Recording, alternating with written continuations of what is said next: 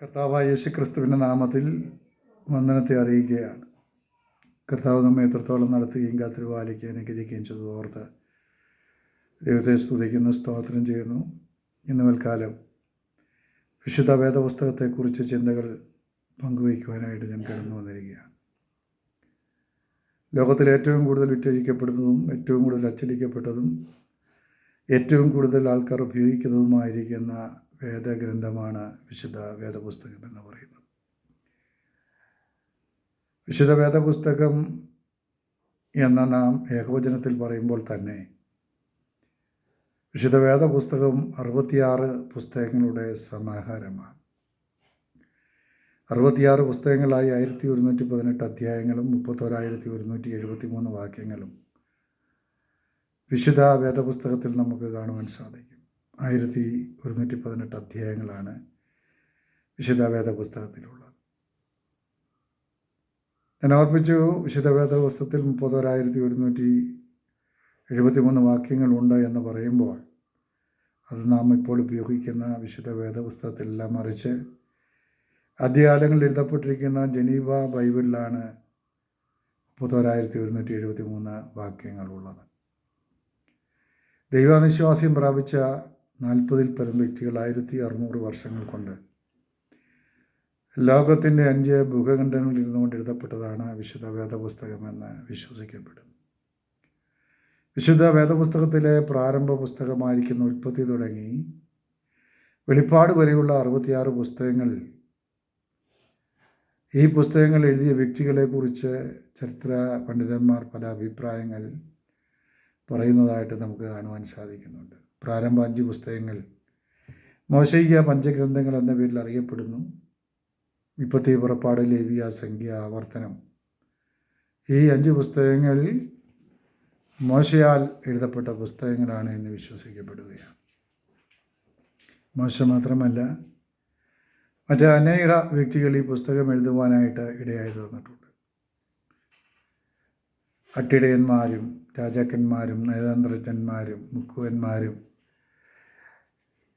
കരം പിരിക്കുന്നവരുമൊക്കെ വിശുദ്ധ വേദപുസ്തകം എഴുതുവാൻ ദൈവം ഉപയോഗിച്ചിട്ടുണ്ട്. നമുക്കറിയാം, 2 ഭാഗങ്ങളായിട്ട് വിശുദ്ധ വേദപുസ്തകത്തെ തിരിച്ചിരിക്കുന്നു. പ്രാരംഭ 39 പുസ്തകങ്ങൾ പഴയ നിയമമെന്നും മത്തായി തുടങ്ങി വെളിപ്പാട് വരെയുള്ള 27 പുസ്തകങ്ങൾ പുതിയ നിയമം എന്നും അറിയപ്പെടുന്നു. പഴയ നിയമ പുസ്തകമായിരിക്കുന്ന ഉൽപ്പത്തി പുസ്തകം, അതോടൊപ്പം തന്നെ ഇയ്യോബിൻ്റെ പുസ്തകവും ലോകത്തിൻ്റെ ചരിത്രം എന്ന് പറഞ്ഞ സൃഷ്ടിപ്പിൻ്റെ ചരിത്രം രേഖപ്പെടുത്തിയിരിക്കുന്ന പുസ്തകങ്ങളാണ് ഈ 2 പുസ്തകങ്ങൾ. ഉൽപ്പത്തി പുസ്തകത്തിലേക്ക് നാം കടന്നു വരുമ്പോൾ അവിടെ നമുക്ക് കാണുവാൻ സാധിക്കുന്നത്, ആദിയിൽ ദൈവം ഉണ്ടായിരുന്നു, ദൈവം ആകാശവും ഭൂമിയും സൃഷ്ടിച്ചു എന്ന് പറഞ്ഞ് ആരംഭിക്കുന്നു. ഈ പുസ്തകത്തിൽ 6 ദിവസങ്ങൾ കൊണ്ട് സൃഷ്ടിപ്പിനെക്കുറിച്ച് പ്രതിപാദിക്കുന്ന വിഷയങ്ങൾ നമുക്ക് കാണുവാൻ സാധിക്കും. സൂര്യനെയും ചന്ദ്രനെയും നക്ഷത്രങ്ങളെയും പക്ഷിമൃഗാദികളെയും വൃക്ഷലതാദികളെയും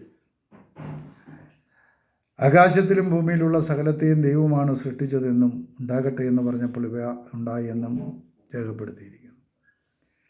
എന്നാൽ 6-ാമത്തെ ദിവസം തന്നെ ദൈവം നിലത്തെ പൊടി കൊണ്ട് മനുഷ്യനെ ഉണ്ടാക്കിയവൻ്റെ മൂക്കിൽ ജീവശ്വാസം ഊതി മനുഷ്യൻ ജീവനുള്ള ദേഹിയായി തീർന്നു എന്ന് വേദപുസ്തകം നമ്മെ പഠിപ്പിക്കും.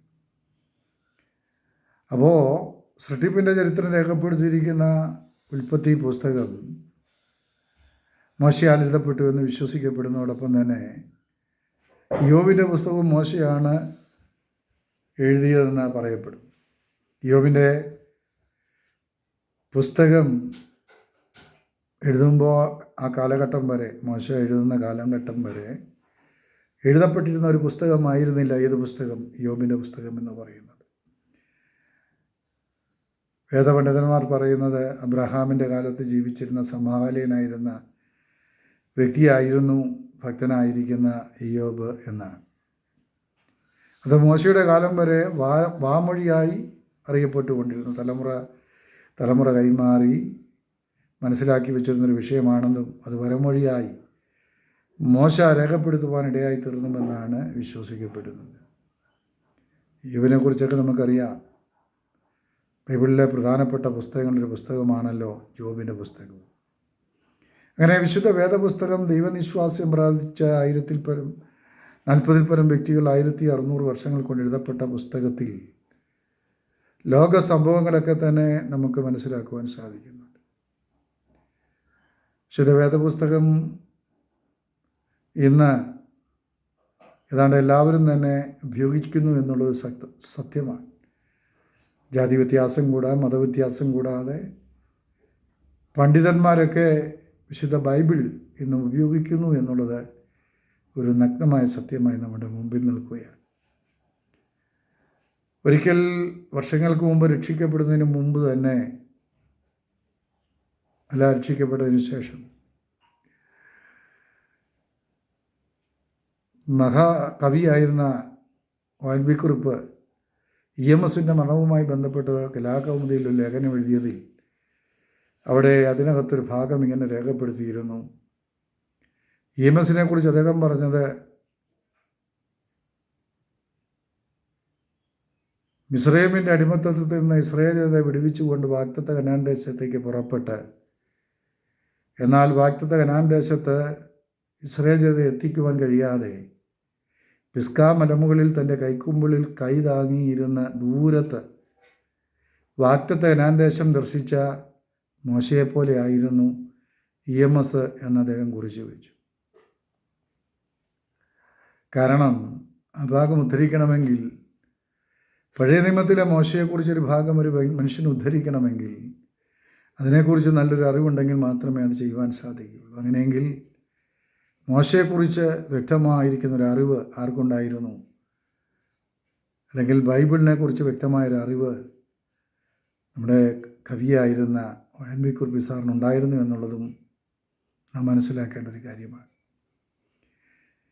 മാത്രമല്ല, അനേക കവിതകളും ഗാനങ്ങളുമൊക്കെ രചിച്ച വ്യക്തികളുടെ ഗാനങ്ങളൊക്കെ എടുത്ത് പരിശോധിച്ചാൽ വിശുദ്ധ ബൈബിളിനെ കുറിച്ച കാര്യങ്ങൾ അവിടെ നമുക്ക് കാണുവാൻ സാധിക്കും.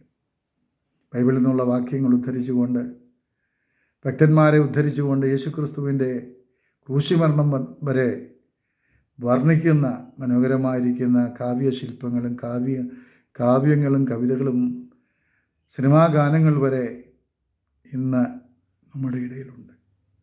കാരണം ഞാൻ പറഞ്ഞതിൻ്റെ സാരം, ജാതിമതഭേദം കൂടാതെ എല്ലാ മനുഷ്യരും ഇഷ്ടപ്പെടുന്ന ഒരു ഗ്രന്ഥമാണ് വിശുദ്ധ വേദപുസ്തകം എന്ന് പറയുന്നത്.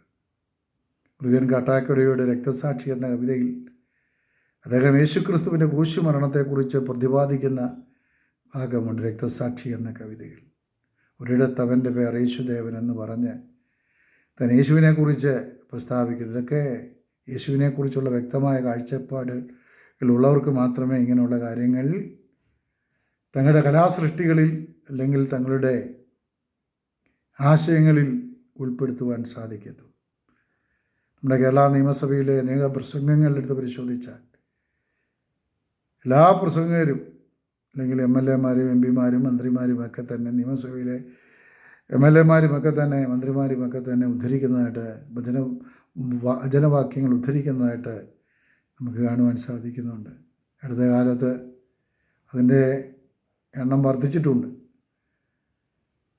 KM മാണിയും അതോടൊപ്പം തന്നെ VS അച്യുതാനന്ദനും ഇപ്പോൾ നമ്മുടെ VD സതീശനുമൊക്കെ കൺവെൻഷൻ വേദികളിലെത്തുമ്പോൾ ഇങ്ങനെയുള്ള പ്രസംഗങ്ങൾ തയ്യാറാക്കിക്കൊണ്ട് വരികയും അത് അവതരിപ്പിക്കുക മാത്രമല്ല നിയമസഭയ്ക്കുള്ളിൽ പോലും ഇത് അവതരിപ്പിക്കുന്നതായിട്ട് നമുക്ക് കാണുവാൻ സാധിക്കുന്നു. ദൈവത്തിൻ്റെ വചനത്തിൻ്റെ പ്രത്യേകത എന്ന് പറയുന്നത് മനുഷ്യനെ രൂപാന്തരപ്പെടുത്തുവാൻ ദൈവത്തിൻ്റെ വചനത്തിന് കഴിയുമെന്നുള്ളതിൻ്റെ പ്രകടമായ തെളിവുകൾ ഒത്തിരി നമ്മുടെ മുമ്പിലുണ്ട്.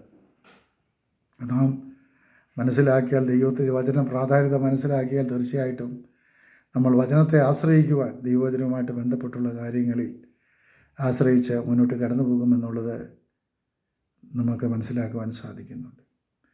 വിശുദ്ധ ബൈബിളിൽ 1-ാം സങ്കീർത്തനക്കാരൻ ഓർപ്പിക്കുന്നത് വിശുദ്ധ വചനത്തിൻ്റെ പ്രാധാന്യതയാണ്.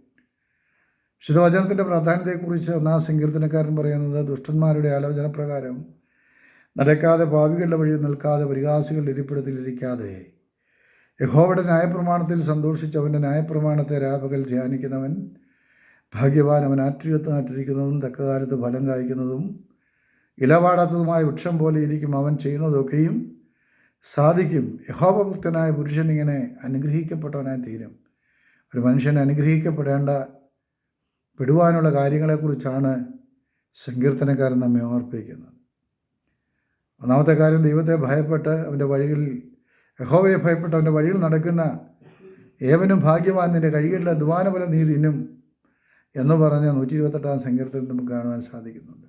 അപ്പം ദൈവത്തിൻ്റെ വഴികളെക്കുറിച്ച് പറയുന്നത് ദൈവം വചനത്തിലൂടെയാണ് നമ്മോട് സംസാരിച്ചു കൊണ്ടിരിക്കുന്നത്. അതുകൊണ്ട് ദൈവത്തിൻ്റെ വചനം നമ്മുടെ ജീവിതത്തിൽ അത്യന്താപേക്ഷിതമാണ്. ഒരു ഭക്തനെ സംബന്ധിച്ചിടത്തോളം മാത്രമല്ല, ലോകത്തിൽ അനേകരെ രൂപാന്തരത്തിലേക്ക് നടത്തിയിരിക്കുന്നത് ദൈവത്തിൻ്റെ വചനമാണ്. കോടിക്കണക്കിന് ജനങ്ങൾ യേശുവിനെ ആരാധിക്കുന്നവരായി മാറുവാൻ കാരണം ദൈവത്തിൻ്റെ വചനമാണ് എന്നുള്ളത് സത്യമായി നമ്മുടെ മുമ്പിൽ നിൽക്കുകയാണ്. അപ്പോൾ ഈ സത്യവചനം നമ്മൾ പ്രസംഗിക്കുന്നവരായി മാറുവാൻ ദൈവം നമ്മെക്കുറിച്ച് ആഗ്രഹിക്കുകയാണ്. പക്ഷേ ഇന്ന് പ്രസംഗങ്ങൾ അനേകരും ഉണ്ടെങ്കിലും, ദൈവത്തിൻ്റെ വചനം പ്രസംഗിക്കുന്നുണ്ടെങ്കിലും, അത് സത്യസന്ധമായാണോ വേണ്ട രീതിയിലാണോ പ്രസംഗിക്കുന്നത് എന്നുള്ളത് ഒരു പഠന വിഷയമാക്കി തീർത്തുകൊണ്ട് പഠിച്ച് കേൾക്കുന്ന എല്ലാ വിഷയങ്ങളും ഏറ്റെടുത്തുകൊണ്ട് മുന്നോട്ട് പോവുകയല്ല, മറിച്ച് കേൾക്കുന്നത് ശരിയാണോ എന്ന് നാം വിചിന്തനം ചെയ്യേണ്ടത് അത്യാവശ്യമായിരിക്കുന്ന ഘടകമാണ്. ദൈവത്തിൻ്റെ വചനത്തിൽ നാം ഇങ്ങനെ വായിക്കുന്നുണ്ട്. തീമോഥെയോസിൻ്റെ ലേഖനത്തിൽ, എൻ്റെ മകനായ തീമോഥെയോസേ, സത്യവചനം യഥാർത്ഥമായി പ്രസംഗിച്ചുകൊണ്ട് ലജ്ജിപ്പാൻ സംഗതിയില്ലാത്ത സാക്ഷിയായി വേലക്കാരനായി ദൈവത്തിന് കൊള്ളാവുന്നതിനായി നിൽക്കുവാൻ ശ്രമിക്കുക എന്നവിടെ രേഖപ്പെടുത്തിയിരിക്കുകയാണ്. സത്യവചനം വേണം പ്രസംഗിക്കണം, യഥാർത്ഥമായിട്ട് പ്രസംഗിക്കണം. ചുമ്മാ എന്തെങ്കിലും വിളിച്ചു പറയുന്നതല്ല വചന ശുശ്രൂഷ എന്നുള്ളത്. സത്യവചനം യഥാർത്ഥമായിട്ട് പ്രസംഗിക്കണം. യഥാർത്ഥമായി പ്രസംഗിച്ചുകൊണ്ട് വേലക്കാരനായിട്ട്, വെറും വേലക്കാരനല്ല, ദൈവത്തിൻ്റെ വേലക്കാരനായിട്ട് നിൽക്കുവാൻ ശ്രമിക്കുക എന്നാണ് പൗലോസ് അപ്പോസ്തലൻ നമ്മെ ഓർപ്പിക്കുന്നത്. ദൈവത്തിന് വേണ്ടി തിരഞ്ഞെടുക്കപ്പെട്ടവർ ദൈവവചനം പ്രസംഗിക്കുവാൻ നിയോഗിക്കപ്പെട്ടവരാണ്. മറ്റുള്ളവരെക്കാൾ ദൈവത്തിൻ്റെ മക്കളെ ദൈവം തിരഞ്ഞെടുത്തിരിക്കുന്നത് ദൈവവചന ശുശ്രൂഷയ്ക്ക് വേണ്ടിയാണ്, ദൈവവചനം പ്രസംഗിക്കുന്നതിന് വേണ്ടിയാണ്. നമ്മുടെ പത്രോസിൻ്റെ ലേഖനത്തിൽ 2-ാമത്തെ വാക്യത്തിൽ നമ്മളിങ്ങനെ വായിക്കുന്നുണ്ട്, അന്ധകാരത്തിൽ നിന്ന് അത്ഭുത പ്രകാശത്തിലേക്ക് വിളിച്ചവൻ്റെ സൽഗുണങ്ങളെ ഘോഷിക്കത്തക്കവണ്ണം തിരഞ്ഞെടുക്കപ്പെട്ടൊരു ജാതിയും വിശുദ്ധ വംശവും പുരോഹിത വർഗവുമായിട്ട് ദൈവം നമ്മെ, രാജകീയ പുരോഹിത വർഗമായിട്ട് ദൈവം നമ്മെ തിരഞ്ഞെടുത്തു എന്നവിടെ വായിക്കുക. നമ്മൾ അന്ധകാരത്തിലായിരുന്നു, നമ്മുടെ അത്ഭുത പ്രകാശത്തിലേക്ക് വിളിച്ചവൻ്റെ സൽഗുണങ്ങൾ ഘോഷിക്കുക, യേശുവിനെക്കുറിച്ച് വചനം പ്രസംഗിക്കുക. യഥാർത്ഥമായി പ്രസംഗിക്കുവാനാണ് ദൈവം നമ്മുടെ മുമ്പിൽ സത്യവചനം തന്നിരിക്കുന്നത്. അതുകൊണ്ട് സത്യവചനം യഥാർത്ഥമായി പ്രസംഗിച്ച്